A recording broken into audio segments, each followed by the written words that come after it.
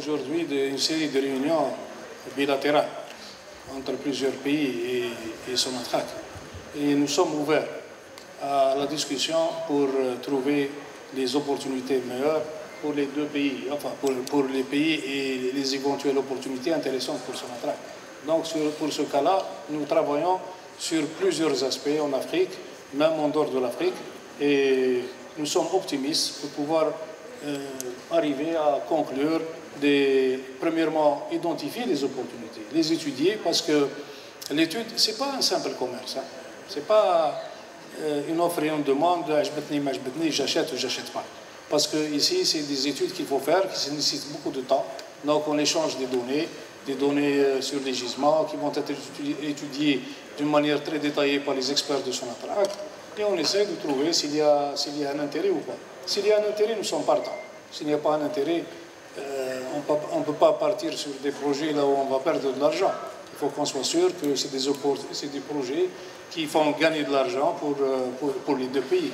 Donc nous travaillons dans ce sens. Le projet TGECF, c'est un projet qui est en cours de discussion. Il y a des études qui sont en train d'être actualisées. C'est toujours en cours. Donc entre les trois pays, Nigeria, le Niger et l'Algérie à travers Sonatrach.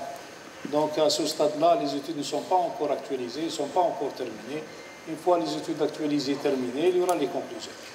Ça, c'est la situation réelle. Donc il y a un intéressement qui a été exprimé tout à l'heure par le ministre du Nigeria, et il a été exprimé aussi par l'Algérie à travers son ministre et à travers Sonatrach, qu'on doit continuer à pousser jusqu'à la réalisation de ce fameux... Lorsqu'on parle de pipe, il n'y a pas que le pipe. Hein. 30 milliards, j'ai dit 30 millions. 30 milliards, bon, on parle de 30 milliards, on parle de 20 milliards, il y a des études qui sont en cours qui vont déterminer. Parce qu'entre autres, il y a des dizaines de stations de compression.